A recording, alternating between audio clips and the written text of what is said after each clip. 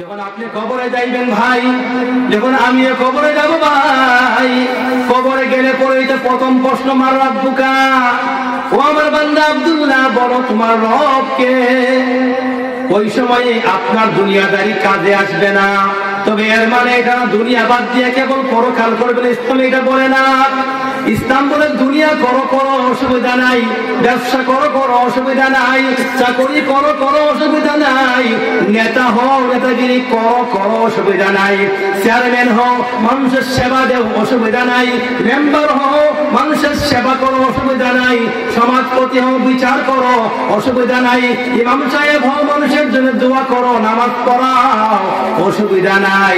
তবে বান্দা সবসময় মনের মধ্যে ওই কথাটা রেখো, আমি এক সময় দুনিয়ার জমিনে ছিলাম না, আজকে এই মুহূর্তে আছি, আগামীকাল হয়তো থাকবো না।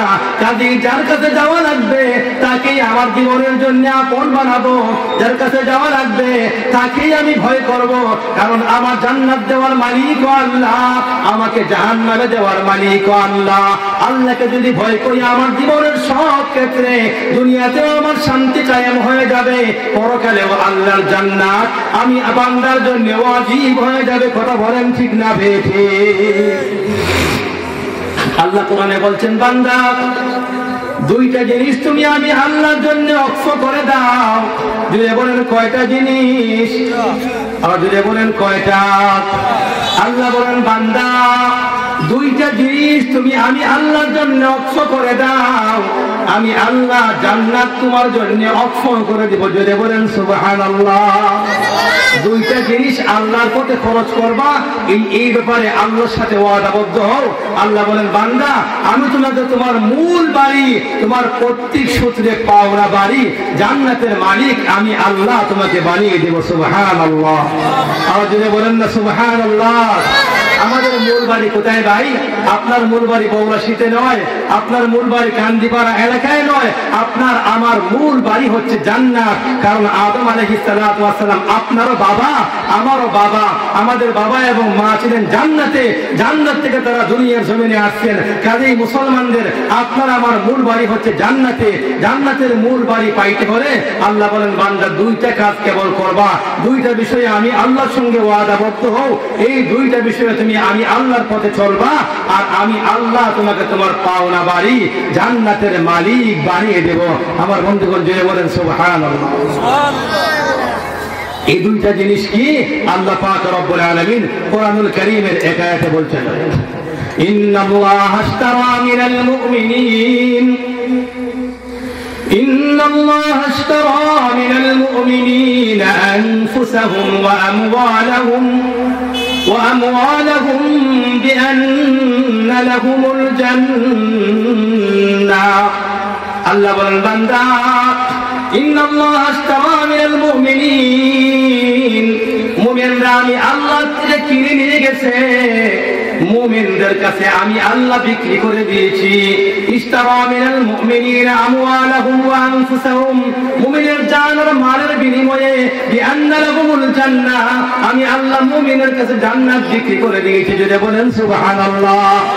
আল্লাহ বলে বান্দা জানটা আমি আল্লাহর পথে খরচ করার সংকল্প করো, মাল তোমাকে আমি আল্লাহ যা দিয়েছি ওই সম্পত্তির একটা অংশ আমি আল্লাহর দ্বীনের পথে খরচ করার সংকল্প করো, আমি আল্লাহ তোমার কাছে জান্নাত বিক্রি করে দিব, আমি আল্লাহ তোমাকে জান্নাতের মেহমান বানিয়ে দিব। যদি বলেন সুবহানাল্লাহ।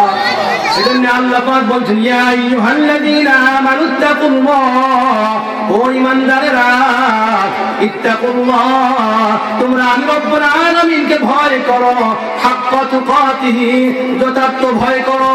আমি আল্লাহ যেমন বড়, আমি আল্লাহ যত বড়, বান্দা তুমি তত বেশি করে আমি রব্বুল আলামিনকে ভয় করো। কারণ আমি আল্লাহ তোমার সামনে, আমি আল্লাহর রহমত তোমার পিছনে, আমি আল্লাহ তোমার ডানে, আমি আল্লাহ তোমার বামে, আমি আল্লাহ তোমার উপরে, আমি আল্লাহর রহমত তোমার নিচে।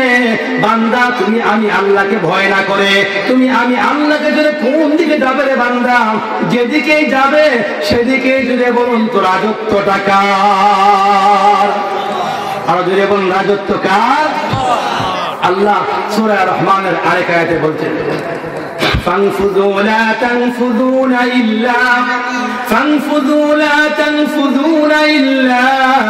بسلطان আল্লাহ বলেন বান্দা যদি আমি আল্লাহকে মানতে ভালো না লাগে, যদি তোমরা আমি আল্লাহকে পছন্দ না করো, বান্দা তুমি আমার যে সীমানা আছে, আমার যে রাজত্ব আছে, আমার রাজত্বের সীমানা থেকে তুমি বের হয়ে যাও। কিন্তু আল্লাহ নিজেই বলেন ফানফুযু লা তানফুযুনা ইল্লা বিসুলতান। আল্লাহ বলেন বান্দা যেদিকেই যাবে সেদিকেই রাজত্বটা হলো আমি আল্লাহর। উত্তর দিকে যাও, রাজত্ব জুড়ে বলুন তো কার? দক্ষিণ দিকে যাও, জুড়ে বলুন তো মালিকানা কার? আমার বন্ধুগণ ঠিক তেমনি ভাবে মনে করুন যে আপনি পূর্ব দিকে গেলেন, বলুন তো পূর্ব দিকে রাজত্ব কার? আপনি পশ্চিম দিকে গেলেন, পশ্চিম দিকে রাজত্ব কার? সব দিকে রাজত্ব আল্লাহর। এই জন্য আল্লাহ বলে বান্দা যদি আমি আল্লাহ বিধান যদি মানতে তোমার ভালো নাই লাগে, তুমি যদি আমি আল্লাহকে পছন্দ না করো রে বান্দা, অসুবিধা নাই। তুমি আমার যে ক্ষমতা আছে, আমার যে রাজত্ব আছে, আমার রাজত্বের সীমানা ছেড়ে ভিন্ন কোন জায়গায় চলে যাও। পরে আল্লাহ বলেন ফানফুযু লা তানফুযুনা ইল্লা বিসুলতান। বান্দা যেদিকে যাবা সেদিকে রাজত্ব হলো আমি আল্লাহ।